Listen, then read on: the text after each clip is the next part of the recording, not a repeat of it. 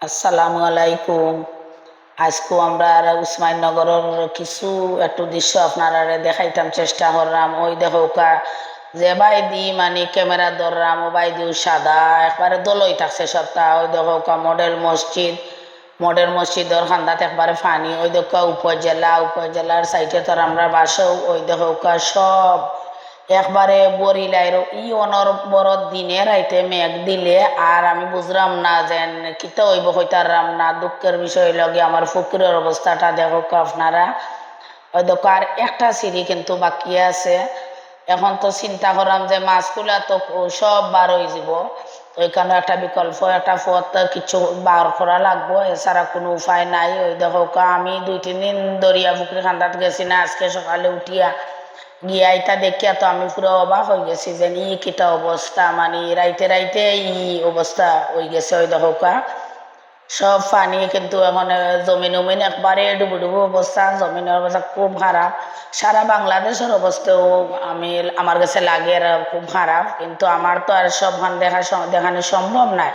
তো আমার আয়ত্তর ভিতরে যতক্ষণ উসমানীনগর আমরা এলাকার সাইটে ওগুলো আপনারা দেখাইতাম চেষ্টা করলাম। ওই দেখো আর এবার তো মানে সবজি টবজি এটা আশাও করা যায় না, এটা সব পানির নিচে, এটাও তো ফসি যাইব। ওই দোকা এরপরে মাইসে ওই দোকা কিলা মাছ ধরে খেয়েও মাছ ধরার লাগে ব্যস্ত। ওই দোকা উপজেলার ভিতরে দিয়ে যে রাস্তাটা, এই রাস্তার অবস্থা একবারে ডুবু ডুবু হয়ে গেছে। রাস্তার পানিটা উঠি যাব লাগে, এটা ভিতর রাস্তার পানি উঠে যাব, যেটা তালর তলে দিয়ে আইছে ও রাস্তাটা এটা। ওই দক্ষ মাইসর বাড়ির ভিতরেও পানি, মাইসর বাড়ির ভিতরেও পানি, এটা গ্রামের ভিতরে আপনারা দেখাইলাম। মাইসর বাড়ির ভিতরে ওই দক্ষ পানি, পানি যাইবার কোনো পথ নাই, ও কারণে পানিটা এখানে জমিয়া বইতে আসছে। ওই দেখো কি একটা অবস্থা, এটা একবারে অবস্থা খারাপ। ওই দেখো পানির কিলা স্রোত, কিলা পানিয়ে মানে মানে জমজমি করে আর এখানে মাইসে মাছও ধরার চেষ্টা করা। ওই দেখো মাইসর বাড়িঘরের ভিতরে কিন্তু পানি, গাছ গাছালি অর্ধেক এটা ডুবাইল পানির নিচে। অনবরত এবার মেঘর আমি ছাত্রী লইয়া একটু বারোইছি করি, হালকা একটু ভিডিও করি আপনারা লগে একটু শেয়ার করি। তো ওই দেখো আমি যে আমার বিশ্রা আছে, আপনারা যে সবজি উবজি দেখাই ওখানের অবস্থা দেখা লাগি একটু গেছিলাম, গিয়া দেখি কেন রাস্তাও ডুবাই লিছে, যে রাস্তা বা গিয়া ডুবতাম এই রাস্তা বা ডুবাই লিছে। ওই দোকা জমিনের পানি আইয়া রাস্তা উঠি গেছে। আর তো মনে হয় এই বিচার কয়েকদিনের মাঝে আর যাওয়াও যাইতো না। ওই দেখো আমার বিশ্বাস যেটা, আর ও পানির মাঝে কেটা হরম আল্লাহ আল্লাহ করিয়া পানি বা একটু ছুটি গেলাম। আর এবার ডরাইরাম ও যে যুগ টুক নিয়ে আসে, আমারে দেখলে যুগ 6 মাইল দূরে থাকলেও আমার খান্দা তাইয়া দৌড়ি দৌড়ি। ওই দেখো আমি একটু পরিষ্কার পানি দেখি দেখি যাইরাম, এরপরেও একটা যুগ আমার খান্দাত অলরেডি দেখি দৌড়ি দৌড়ি আইও। তারপরে আমিও কোনো মন্থনে দৌড়ি দৌড়ি গিয়া উঠি গেছি রাস্তাত। ওই দেখো আমার যে জমিনের রাস্তাটা আপনারা দেখাইলাম, ওই দেখো জমিনের রাস্তা এটা কিন্তু উঁচা, অনেক উঁচা, কিন্তু জমিনের রাস্তাত আইবার আগে তো ফাইন নিয়ে অবস্থা একবারে বেশি খারাপ। তো আর মনে হয় এই সাইটও আমি আইতে পারতাম না, দেখাইতামও পারতাম না আপনারা।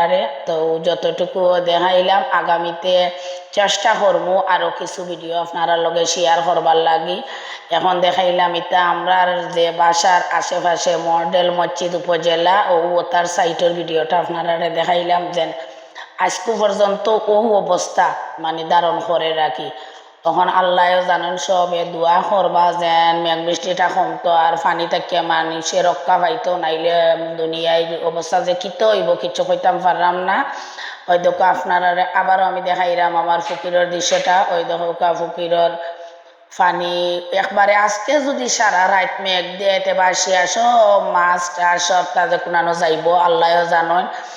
দেখি চেষ্টা করবো যেন আজকে অন্য একটা কোনো ব্যবস্থা নিয়ে করা যায়, পানি টানি অন্য বাইদি সারা যায় আর মাছগুলা নি যেন একটু বাঁচানি যায়। ওই দেখো ফকিরের কি জাত অবস্থা, ফকিরে জমিনে সব তাই এক লাগা লই গেছে। ওই দেখো তো মনটা খুব খারাপ হয়ে গেছে ফকিরের অবস্থাটা সকালে উঠিয়া দেখিয়া। ওই দেখো জমিনে আর সব তাই এক সমান হয়ে যায়, আর মনে হয় আঙ্গুল বাকি আছে যেন এটা উঠি যাইব পানি। কিন্তু আমরা বাসা অনেক উঁচাত, কিন্তু বাসাত পানি আইতে হইলে অনেক সময় লাগবো। তে আপনারা সকল বালা তাহকা। আসসালামু আলাইকুম।